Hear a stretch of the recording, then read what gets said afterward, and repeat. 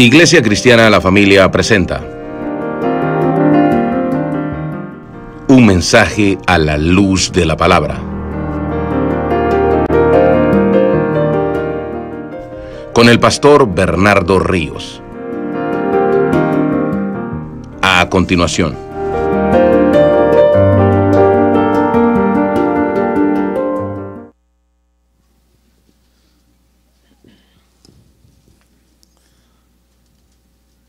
¿Listos? La palabra del Señor dice así: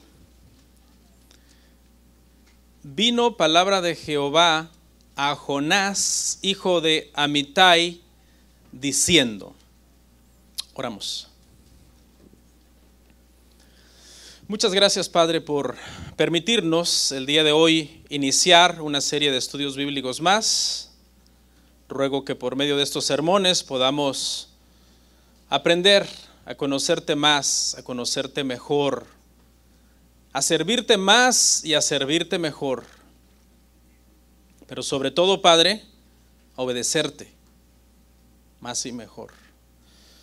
Dame la gracia, Señor, que necesito para explicar no solo los versos de hoy, sino todo este libro completo de principio a fin, Padre, hasta que, si tú así me lo permites, lo pueda yo terminar. Es un libro pequeño, pero es un libro muy hermoso. Hay muchos tesoros en él. Queremos con sabiduría, con paciencia, con gracia, poderlos ir desenterrando uno por uno y mostrándolos a tu pueblo para que todos estos tesoros nos edifiquen, nos desafíen, nos iluminen, nos hagan crecer, dar frutos, Señor.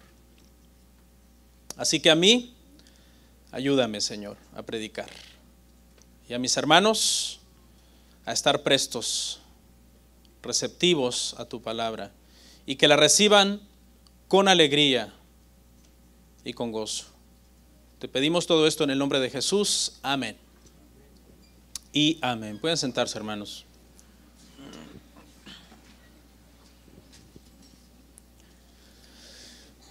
Hermanos, el día de hoy vamos a ver Jonás, capítulo 1, verso 1 al 3, solo 3 versos. Ahí abra su Biblia y manténgase ahí en esa página. Ahí vamos a estar. Y nuestro tema se titula, le vamos a poner por título a estos 3 versos, Huyendo de Dios. Huyendo de Dios. Terminamos Efesios hace más o menos un mes. Luego tuvimos una serie de temas libres por 3 domingos. Luego vino nuestro hermano Edgar Escobar, nos predicó el domingo pasado. Y al día de hoy tenemos la bendición de poder comenzar un libro más. Para los nuevos, en esta iglesia predicamos por lo general expositivamente. Tomamos un libro de principio a fin, vamos capítulo por capítulo, versículo por versículo, hasta que lo concluimos. Y si Dios permite, eso vamos a estar haciendo con este libro de Jonás. El libro misionero por excelencia del Antiguo Testamento. Si alguien le pregunta un día, ¿qué libro es el libro misionero por excelencia del Antiguo Testamento? Contésteles, Jonás, porque ese es.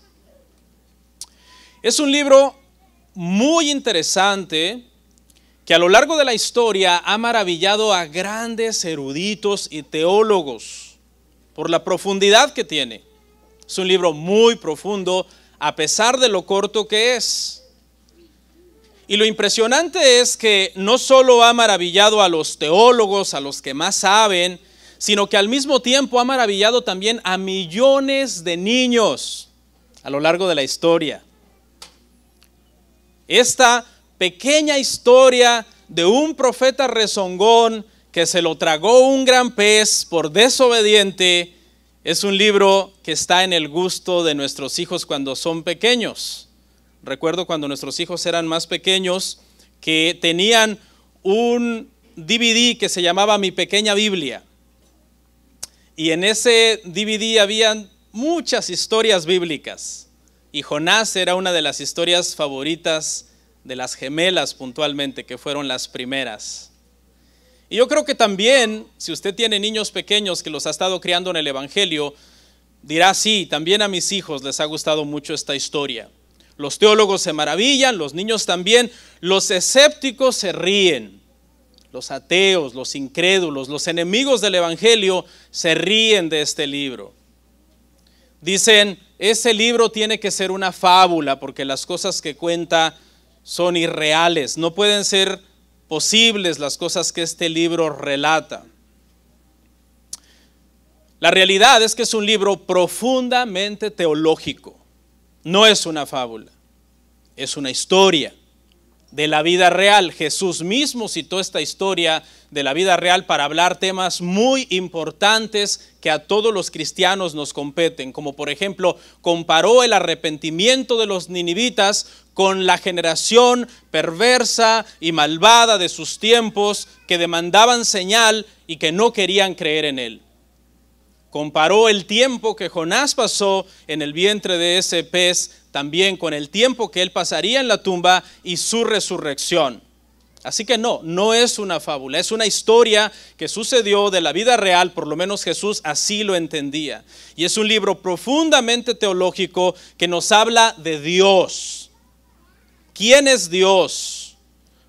¿Cómo es Dios? Su amor por los demás pueblos aparte de Israel. Su trato para con sus siervos, los profetas, cuando estos le desobedecen.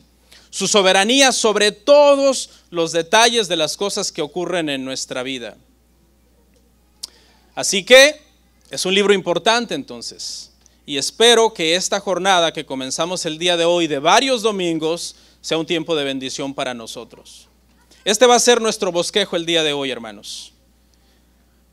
Vamos a ver tres cosas. En cada versículo vamos a ver un punto. En primer lugar, vamos a aprender un poco sobre quién era Jonás en el versículo 1, Jonás 1:1. Luego vamos a hablar en el segundo punto de la difícil misión que Dios encomendó a su siervo en el verso 2. Y por último, veremos al profeta Jonás tratando de huir de Dios en el verso 3. Jonás trata de huir de Dios. Vamos al punto número 1, hermanos. ¿Quién era Jonás? Leemos una vez más el versículo 1. Dice así, vino palabra de Jehová a Jonás, hijo de Amitai, diciendo. Lo primero que nos llama la atención aquí, hermanos, es esta expresión, vino palabra de Jehová, que es una expresión muy común en los profetas. Aquellos que han leído tanto profetas mayores como profetas menores se darán cuenta que varios de estos libros comienzan con esta expresión. Y vino palabra de Jehová a fulano, y menciona el nombre del profeta. Isaías, Jeremías, Oseas, a varios de ellos el Señor les hablaba y en varios casos, varios libros comenzaron con esta expresión. Una expresión muy recurrente. Cuando la palabra de Dios venía sobre un profeta, no siempre era agradable. Cualquiera diría, qué bueno, vino palabra de Jehová a un profeta, qué bueno, esto tiene que ser algo muy bueno. Bueno, en realidad no siempre era muy agradable para los profetas cuando venía palabra de Jehová sobre ellos.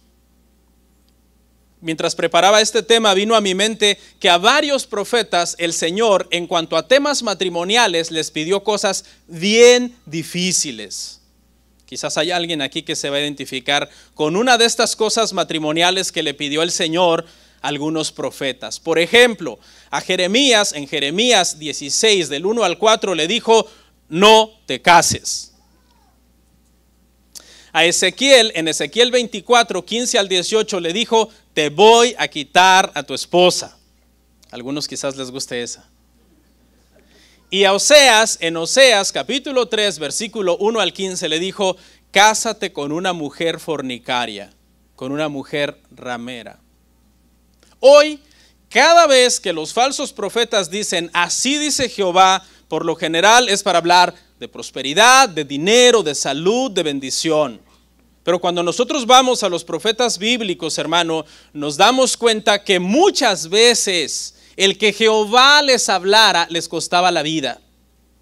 En algunos casos, como los que acabo de mencionar, no literalmente, porque Dios les estaba pidiendo cosas difíciles, que consiste también en renunciar a tu vida en cierta manera, pero en muchos casos no solamente a renunciar a cosas, sino que literalmente les costaba su vida.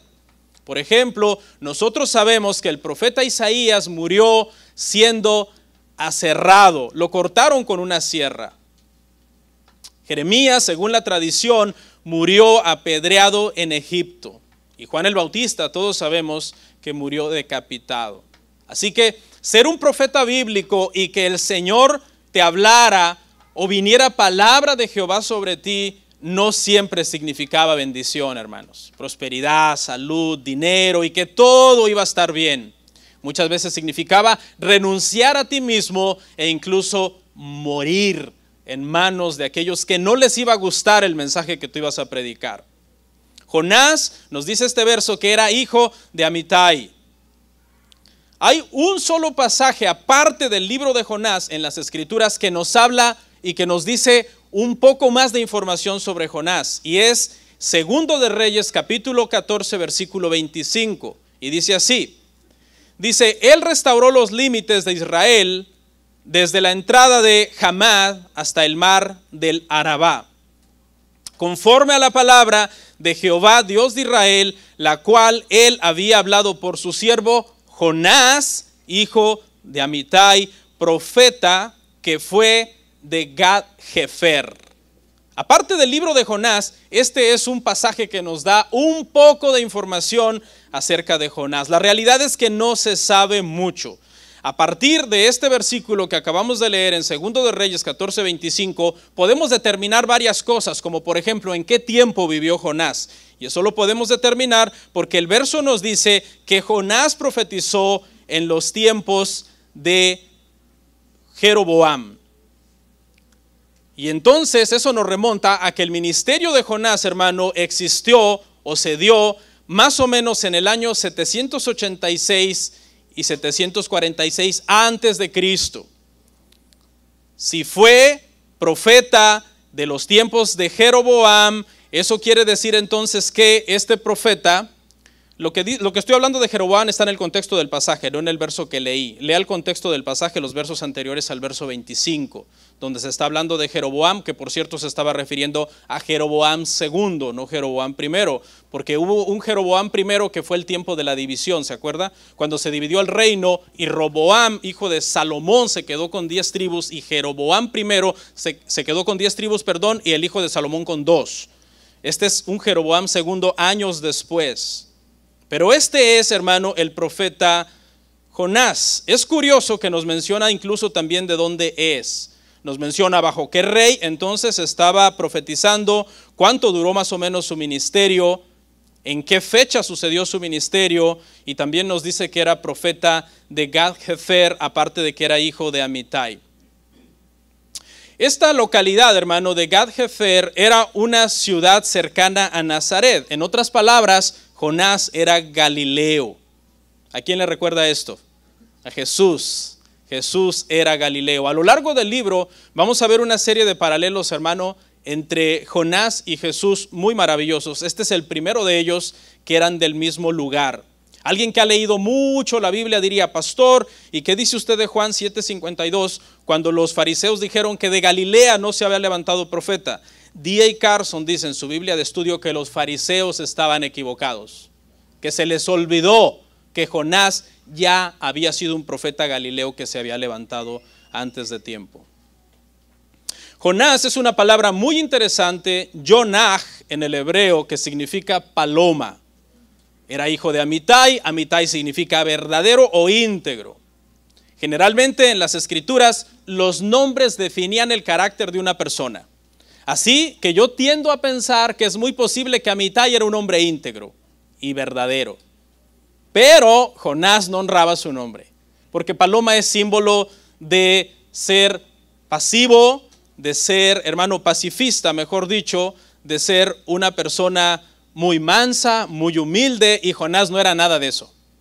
Jonás no honraba su nombre. Jonás, hermano, era aguerrido, era una persona que cuando las cosas no le salían como él quería, inmediatamente se amargaba y comenzaba a refunfuñar y a quejarse contra Dios. Jonás no le hacía buen honor a su nombre. Dicen los eruditos, hermano, que basado en Segunda de Reyes 14:25, que fue el pasaje que leímos, se sobreentiende que el pasaje, el carácter de Jonás era el carácter de un hombre nacionalista, de un hombre patriótico, de un hombre que se preocupaba mucho por su gente, mucho por su nación y que tenía mal concepto de las naciones que fueran enemigos de Israel. A diferencia de Amós y Oseas, que fueron profetas contemporáneos de Jonás y que no apoyaban las estrategias de invadir o de extender el territorio de Israel, Jonás sí lo apoyaba. Ahí lo leímos ahorita, ¿no? Donde dice que él había hablado y que desde la entrada de Hamat hasta el mar del Arabá, como había hablado Jehová por boca del profeta Jonás. Era un profeta, hermano, que era un férreo patriota, amaba a su nación. Pregunta, ¿está malo amar a su nación? No, debemos amar a nuestra nación, es bueno amar a nuestra nación, amar a nuestra patria. Pero no debemos de ser como Jonás, que amaba a su nación, amaba a su patria y aborrecía a las demás naciones. Nosotros como cristianos debemos de ser sí patrióticos, sí amar a nuestra nación, pero al mismo tiempo amar también las demás naciones. Este era el perfil entonces, hermanos, del profeta Jonás. A grandes rasgos esto era Jonás. Era una persona, hermano, que este mandato lo entendía de la siguiente manera: ir a predicar a los enemigos de mi pueblo es prácticamente como estar traicionando a mi pueblo y estarme preocupando más por los enemigos de mi pueblo. Por eso es que el mandato le resultaba contradictorio, porque incluía ver por el bien de otras naciones, cuando él realmente lo que quería era siempre ver el bien de su nación, aunque eso implicara la destrucción de otras naciones por el bien de su nación. Vamos a ver un poco entonces su misión en el verso 2, la misión de Jonás. La misión de Jonás. Jonás capítulo 1 versículo 2. Levántate y ve a Nínive, aquella gran ciudad, y pregona contra ella, porque ha subido su maldad delante de mí. Levántate, le dice el Señor a este profeta. Ve a Nínive, aquella gran ciudad. Acuérdese, hermano, que Jonás, el Señor ya le ha hablado en otras oportunidades a Jonás. Esta no es la primera vez que el Señor le ha hablado. Leímos en Reyes que le habló acerca de los límites de la nación. El Señor ya le hablaba a Jonás antes, pero en este momento podemos estar seguros que estas palabras hicieron retumbar los oídos de Jonás, por lo que el Señor le estaba pidiendo. Esto era impresionante, la petición del Señor era impresionante en varios sentidos. Por ejemplo, en el primer sentido en que esto era impactante es porque nunca antes el Señor le había pedido a un profeta ir en persona a otra nación a predicarles. Es cierto que cuando leemos Jeremías, cuando leemos Isaías y otros profetas, encontramos muchas profecías de parte de estos profetas hacia naciones, hacia Tiro, hacia Sidón, hacia Damasco. El Señor les hablaba por medio de estos profetas a esas naciones, pero el hecho de mandarles a ir a predicarles en persona era algo que no había sucedido antes. Así que en este sentido la misión de Jonás era sin precedente. No había un récord histórico que Jonás pudiera checar y dijera, oh, me está mandando el Señor a ir a Nínive como hace varios años envió a fulano a ir a tal lado. Eso no había pasado. Y desde este punto de vista entonces resultaba impresionante en un primer sentido. En un segundo sentido, hermano, que esta orden también resultaba impresionante es porque Nínive o Asiria eran archienemigos de Israel. Y acuérdese que Jonás, dijimos, era nacionalista. Buscaba el bien solamente de su nación. Esta nación, esta ciudad, esta nación a donde el Señor manda, hermano, a Jonás, tiene una historia. Y es una historia no muy agradable, porque ¿sabe quién fue su fundador? según Génesis capítulo 10, versículo 11, su fundador fue nada más y nada menos que Nimrod, aquel vigoroso, poderoso cazador delante de Jehová, que la connotación de estas palabras quiere decir que era un hombre malvado, que era un hombre cruel. Y ese fue el fundador de esa nación. Era una de las ciudades más grandes en el tiempo de Jonás, compuesta por miles y miles de habitantes, una de las ciudades más grandes del mundo. Y el Señor le dice a Jonás: ve, levántate, ve a esta gran ciudad y pregona contra ella. Aquí no dice todavía el libro, el mensaje que el Señor le mandó a dar a Jonás. Si leemos todo el libro, sabemos que fue un plazo de 40 días para ser destruidos. Dios estaba mandando a Jonás a amenazar a esta nación, una nación enemigos de ellos y una nación muy poderosa. Y el Señor le dice por qué a Jonás, y Jonás ya lo sabía obviamente, porque esta nación era perversa, pero el Señor se lo aclara de todos modos y le dice: porque ha subido, ahí estamos en el verso 2, ha subido su maldad delante de mí. Una ciudad cruel. Nínive, Asiria, era una ciudad, hermano, sanguinaria y cruel. Prácticamente le hacían honor a su fundador Nimrod. Dice la historia, hermano, que alardeaban los reyes asirios de dejar llanuras enteras de cadáveres cuando hacían una invasión, y quemaban las ciudades hasta sus cimientos. Torturaban a la gente, los desmembraban, los decapitaban, les arrancaban la lengua a los prisioneros, los desollaban vivos, es decir, les arrancaban la piel y exhibían la piel de estas personas en sus murallas de la ciudad. Los que sobrevivían eran tratados como esclavos y eran sometidos a gran violencia y crueldad. ¿A qué les suena eso? A mí me suena, hermano, a los talibanes, ¿no? A un grupo terrorista, Hamas. Gente mala. Estos, hermano, asirios, estos ninivitas a donde el Señor está mandando a Jonás, eran, hermano, un estado terrorista de los tiempos de antes de Cristo. Ahora entendemos un poquito a Jonás, ¿no? ¿A dónde lo está mandando el Señor? Era terrible. Este imperio, hermano, para que usted entienda todavía más el contexto de la situación, había exigido un pesado tributo al reino de Jehú. Y los amenazaban constantemente con ser invadidos y destruidos. ¿Y sabe cuándo sucedió eso? En los tiempos del ministerio de Jonás. Jonás sabía que eran un imperio que los estaba oprimiendo a ellos. Todo esto nos ayuda a entender más lo que estaba en la mente de Jonás cuando oye estas palabras: Jonás, levántate, ve a Nínive y pregona contra ella. Pero aquí hay una enseñanza, hermanos. Porque si Dios está mandando el evangelio, está mandando el mensaje del arrepentimiento por medio del profeta Jonás, les está mandando advertir, esto nos habla de qué, de la misericordia del Señor por otros pueblos que no eran necesariamente los israelitas. Y por otros pueblos que, si el Señor les estaba mandando el mensaje, era porque se interpretaba que había una oportunidad de arrepentimiento. Esto seguramente provocaba varias preguntas en Jonás, como por ejemplo: este es un pueblo malvado, ¿por qué Dios les está extendiendo su misericordia? ¿Por qué tengo que ir a proclamarles un mensaje si lo más fácil sería exterminarlos de una? Para Jonás esta gente no merecía una segunda oportunidad. Para Jonás lo que merecían era la muerte, porque eran un peligro inminente para ellos.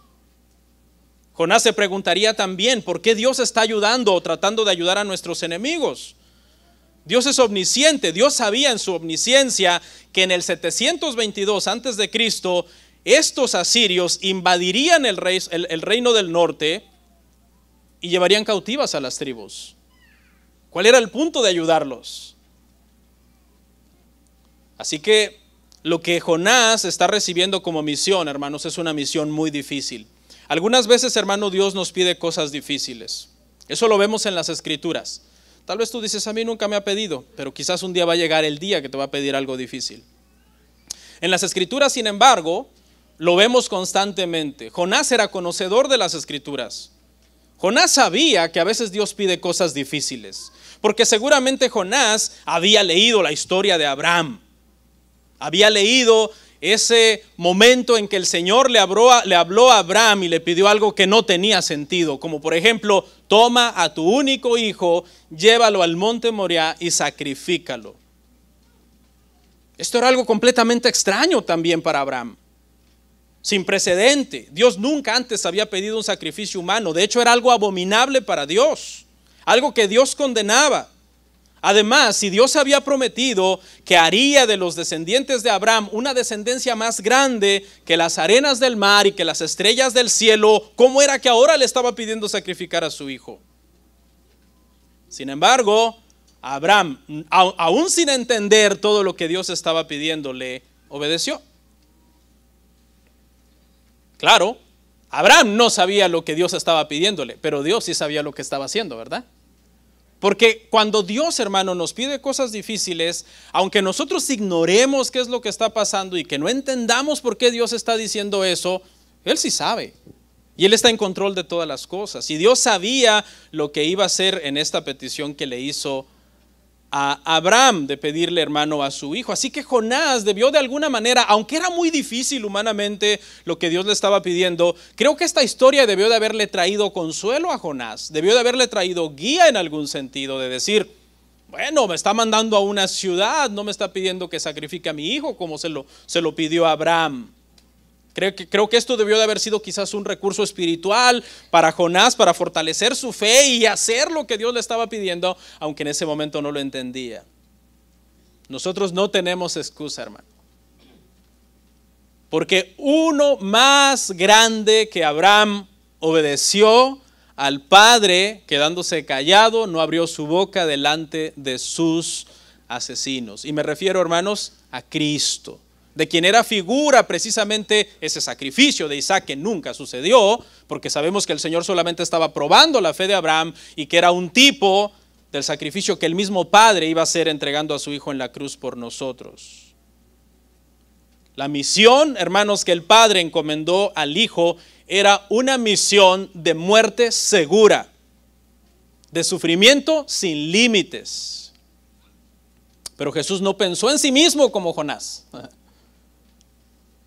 Jonás pensó en sí mismo, ¿verdad? No, mi patria, mi nación, son nuestros enemigos. No voy a ir. Jesús dijo, aquí está escrito en el rollo de tu libro de mí. Y obedeció al Padre, entregándose por nosotros hasta la muerte y muerte de cruz, como nos dice el Evangelio. No pensó en sí mismo, pensó en nosotros. Y estos son ejemplos para nosotros. No hay excusa para nosotros. Algunas veces Dios nos pudiera pedir algo muy difícil. En el contexto histórico en el que estamos, año 2024, acá en Occidente, viviendo en los Estados Unidos, es difícil. ¿Qué es lo más difícil que Dios te ha pedido alguna vez? A un hombre quizás, trata bien a tu esposa. O a una mujer que le gusta vestir indecentemente, vístete decentemente. ¿Qué es lo más difícil que Dios nos ha pedido a nosotros? ¿No? Muchas veces somos cristianos, hermano, muy débiles precisamente porque nunca hemos pasado por pruebas fuertes. Porque la prueba lo que hace, hermanos, es fortalecer nuestra fe. Y por último, en el punto número 3, vamos entonces a ver la reacción de Jonás ante esta misión y que es tratar de huir. Jonás trata de huir de Dios. Versículo 3.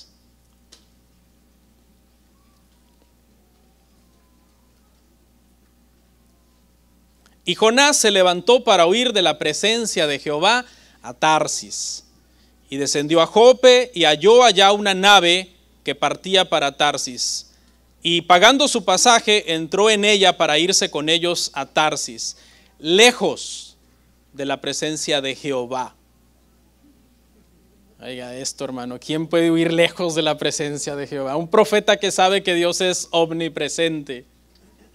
Y Jonás dice, se levantó para tratar de huir de la presencia de Jehová a Tarsis. Una deliberada contradicción de lo que Dios le ha pedido. Fíjese lo que Dios le ha pedido. Levántate y ve a la gran ciudad que se llama Nínive. Y Jonás, mire lo que hace. Y Jonás se levanta y se va a Tarsis. ¿Sabe dónde estaba Tarsis? Dicen los expertos, en dirección opuesta. En dirección contraria, hermanos, de Nínive. Hay quienes dicen que era uno de los lugares más remotos cuando tú estabas en Israel. Era un lugar remoto. Las personas estando en Israel geográficamente decían, Tarsis, allá, en el fin del mundo. Haga de cuenta, esa era como una expresión. Jonás dijo, ¿a dónde huyo? Me voy a ir allá, a lo más remoto, lo más lejano de mi tierra. Otros dicen que también era un lugar paradisíaco, un puerto, una playa prácticamente para vacacionar. No están necesariamente de acuerdo, algunos eruditos dicen que era España. Un lugar de gran riqueza. En pocas palabras, la reacción de Jonás ante el mandato del Señor es exactamente lo contrario en todos los casos. El Señor lo manda al este, Jonás se va al oeste. El Señor lo manda por un viaje que era en tierra para ir a Nínive, Jonás se va por mar. El Señor lo había mandado a una gran ciudad, mala, Jonás se va a una playa, buena. Jonás trata de huir, y no es que Jonás no pensase que Dios está en todas partes, porque Dios está en todas partes. ¿O será que nosotros tenemos mejor teología que Jonás? Jonás sabe que Dios está en todas partes. ¿Sabe qué pasa, hermano? Hay momentos que nos amargamos, que podemos ir en contra de la teología más básica que ya sabemos. A mí me ha tocado hablar con gente así. Tú dices, este necio ya sabe lo correcto, pero como está amargado y su corazón está lleno de contradicción y está lleno de una tormenta interna, está actuando en contra de todo lo que sabe. Eso es Jonás. Es como si no hubiera ido a la escuelita bíblica. Así actúan muchas veces muchas personas que se las dan de grandes teólogos, con reacciones infantiles, decisiones, hermano, arbitrarias. ¿Por qué le dijo no a Dios? Aparte de que ya vimos varias razones tratando de entender el contexto en el que Jonás está pensando, el concepto que Jonás tiene de esta gente, quién era esta gente, quién era Jonás, ¿qué más razones podríamos encontrar? Conforme vayamos avanzando en el libro, vamos a ir viendo más razones. Aquí quizás podemos sacar otras dos razones, una práctica y una teológica. Veamos primero una razón práctica. Desde el punto de vista práctico, la misión de Jonás pareciera que iba a ser todo un fracaso. Desde el punto de vista práctico, acuérdese, aquí lo estamos viendo desde un punto de vista meramente humano. ¿Y por qué? ¿Por qué estamos deduciendo que desde el punto de vista práctico parecía una misión que iba a acabar en fracaso? Porque no es difícil pensarlo. Piensa en esto.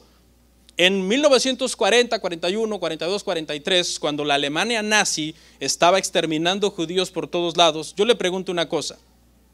¿Cuánto hubiera durado un rabino en las calles de alguna de las naciones en donde los nazis estaban matando judíos con una pancarta que dijera, dejen de matar judíos? Hermanos, no hubiera durado ni 5 minutos. El tanque le iban a pasar encima. Entonces, desde el punto de vista, Jonás dice, yo soy israelita, estos nos aborrecen, estos nos odian, en cuanto yo ponga un pie en Nínive, estoy muerto. Desde un punto de vista práctico no tenía sentido y aparentemente eso iba a terminar en fracaso. Pero ahora, desde un punto de vista teológico, porque Jonás sabía teología, Nahum había profetizado que tarde o temprano Dios iba a destruir a Nínive. Y si Nahum era un profeta de Jehová y había dicho la verdad y el pueblo habían dicho eso es palabra del Señor y eso va a suceder, pregunta, ¿qué sentido tenía ir a predicarle a una ciudad que ya se había profetizado que tarde o temprano iba a ser destruida? Humanamente no tenía sentido esta situación. Así que la reacción de Jonás, hermanos, entonces es no solo tener un problema con la misión. Jonás vuelve esto personal. ¿Sí ve? Y lo vemos a lo largo del libro. Jonás ya no está enojado ahora con la misión.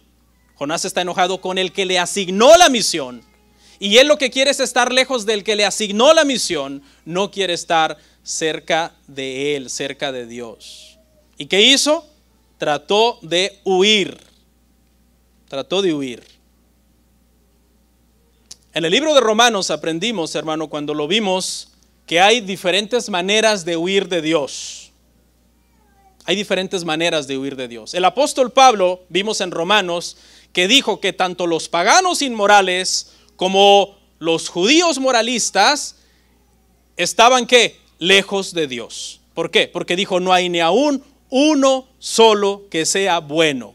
Y Pablo concluyó, ambos pueblos están a su manera huyendo de Dios. Unos están tratando de huir por medio de practicar el pecado, ser inmorales, quebrantar los mandamientos de Dios, y otros están huyendo de Dios, estando incluso en la misma iglesia, están huyendo de Dios, tratando de ser moralistas. Un ejemplo que nos ayuda, creo, a entender esto, hermano, es la parábola del hijo pródigo. En la parábola del hijo pródigo nosotros podemos ver estas dos formas de huir que yo se las acabo de contar, las encontramos como una ilustración en este libro. Por ejemplo, el menor, ¿qué hizo? El menor vino, vio que su padre tenía sus reglas, no le gustaban las reglas del padre, fue ante el padre, dame la herencia que me pertenece, ¿y qué hizo? Y huyó, y se fue, dice, lejos, igual que Jonás, ¿verdad? Dice que Jonás quería huir lejos de la presencia de Jehová. El hijo menor hizo eso. Y de esa manera huyó. Voy a irme lejos, voy a hacer lo que quiera, a vivir como quiera. La Biblia dice que vivió perdidamente, gastó todo lo que tenía, huyó de Dios. Y alguien diría, el hijo mayor no huyó. Sí, el hijo mayor huyó también de Dios. Pero huyó a su manera. Porque él se quedó en casa y obedeció a su padre en todo, póngale comillas a ese todo, pero en todo hasta que hubo algo que ya no le gustó del padre. ¿Y usted se acuerda qué fue lo que no le gustó, verdad? No le gustó que el padre recibiera al hijo menor cuando volvió y que hiciera fiesta por él. Y el hijo mayor se amargó estando en la casa del padre, estando supuestamente obedeciendo al padre. Se amargó contra el padre y no obedeció al padre. En aquel momento podemos ver entonces que él también estaba huyendo de Dios. Estaba huyendo de su padre en este caso. Aplicado a nosotros como cristianos, hay muchas veces que alguien de aquí puede ser un mundano que huye de Dios, se aparta de Dios, quebranta la ley de Dios, quebranta los mandamientos de Dios, y otros, estando aquí, estamos huyendo de Dios. ¿Por qué?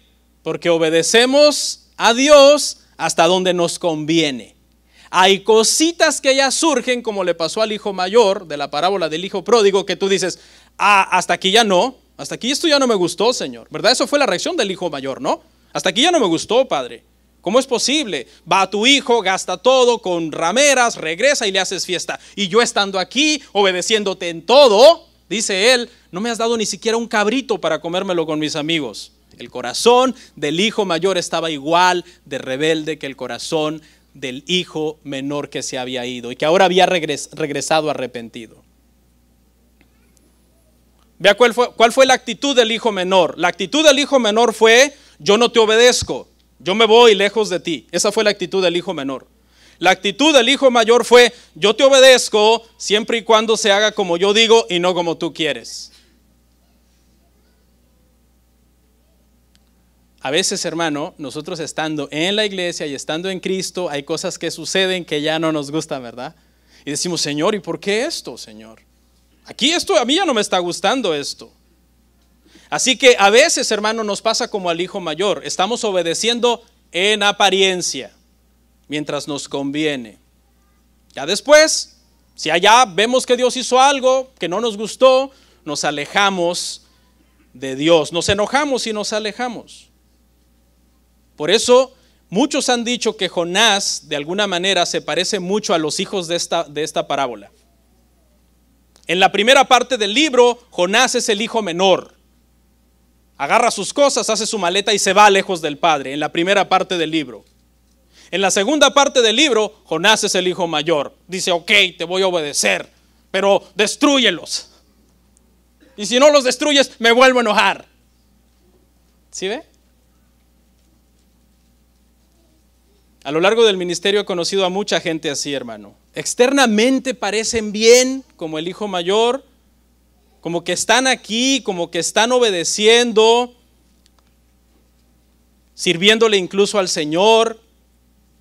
Y luego, cuando el padre no hace como ellos quieren, se enojan, se resienten, se van. Esto le puede pasar a falsos creyentes y a creyentes. Porque ¿quién es Jonás? ¿Jonás es un cristiano? Jonás es un cristiano. Lo vamos a ver cuando lleguemos al último versículo del libro. Porque mucha gente tiene duda, ¿no? ¿Qué pasó con Jonás? Porque el último verso nos muestra un Jonás enojado. Pero vamos a ver ese estudio al final del libro, que Jonás era un cristiano. Esto, hermanos, de alejarse o de tratar de huir de Dios, no solo le pasa a los verdaderos creyentes como a Jonás, ¿verdad? Le pasa a los verdaderos creyentes y también le pasa a ¿quiénes? A los falsos creyentes.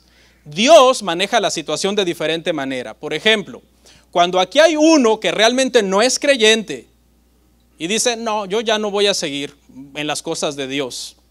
¿Qué hace Dios cuando esa persona se va? Dios lo deja, no es de Dios, Dios lo deja. Dice que esos son los que le dirán, Señor, en tu nombre hicimos esto, hicimos aquello, Mateo 7:21, y Él les dirá ¿qué? Apartados de mí, yo nunca los conocí. A esos Dios los deja.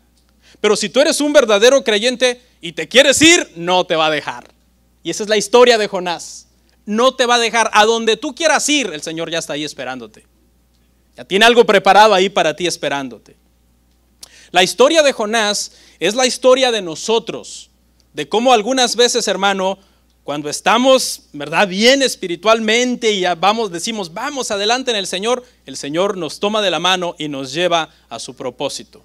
Pero cuando nos ponemos renuentes y pesados como Jonás, el Señor nos toma del cuello y nos dice, vamos a tu propósito. ¿De dónde quieres que el Señor te lleve? ¿De la mano o del cuello? Si eres su hijo, no te va a dejar. No te va a dejar hasta que perfeccione la obra que Él ha comenzado en ti. Aprende de Jonás. Si eres hijo y estás tratando de huir, de alejarte, ay, como que ya no lees la Biblia, ay, como que ya no oro como antes, como que ya congregarme es opcional, ya no es prioridad como antes, como que hacer las cosas al estilo bíblico en mi familia, en mi matrimonio, en mi vida, en la escuela, es si se puede, ya no es prioridad como antes. Antes era prioridad cuando yo estaba en el Señor y firme y era buen cristiano. Si eres hijo, el Señor te va a estar esperando todo donde tú vayas y te va a salir adelante porque Él es omnipresente. ¿A dónde huiré de tu espíritu?, dijo el profeta. Si me remontare a lo más alto, a las estrellas, ahí tú estás. Si fuera al fondo del mar, ahí estás tú. Y dale gracias si el Señor te anda buscando de esa manera, ¿no? Porque eres su hijo. Porque a los que son bastardos, Él no los disciplina. Y estoy utilizando la palabra bastardo en el sentido de no ser justificado, de no ser regenerado. La última parte dice, y descendió a Jope y halló una nave que partía para Tarsis. La palabra que quiero resaltar en esta última parte es la palabra descendió. Y es que a lo largo del libro, o por lo menos de este capítulo 1, vemos cómo tratar de alejarte de Dios es iniciar un camino de descenso en tu vida, de caída, de ir hacia abajo. Y lo vemos porque Israel era una nación que por lo general estaba en lo alto, y dice que Jonás desciende para huir del Señor y se va a Jope. Ese fue el primer descenso de Jonás. El segundo descenso lo encontramos en Jonás 1:5, donde se monta en un barco y dice que desciende a la parte más baja del barco para poder dormir y que no le hicieran ruido. El tercer descenso lo encontramos cuando es lanzado al mar en Jonás 1:15. Y es lanzado al mar y como no flotaba, pues se hundió en las aguas, descendiendo más, ¿no? Casi a los cimientos de la tierra. Pero antes de que toque fondo, lo agarra un pez, Jonás 1:17, y desciende del hocico de la trompa del pez, o boca, como usted le quiera llamar, al vientre del pez. Y ahí estás, Jonás, hundido en lo más bajo, ya no puedes descender más. Estás en el vientre de un pez, rodeado de todos esos peces que se ha comido, podridos o qué sé yo, ya han estado de descomposición con todos los ácidos gástricos del pez que deshacen, hermano, la comida. Imagínense, Jonás, hermano, si nos ponemos a pensar, salió de ahí 3 días después todo, hermano, irritado de la piel, que hasta el pelo se le cayó tanto ácido gástrico del pez. Cuando nosotros, hermano, desobedecemos a Dios, nos alejamos de Él, se inicia un camino de descenso. Un camino de descenso que te va a llevar lo suficientemente bajo como para que si tú eres su hijo, tu reacción sea como la del hijo pródigo. Y estando en el lodo, en lo más bajo, levantes tus ojos a los cielos y digas, ¿qué hago aquí?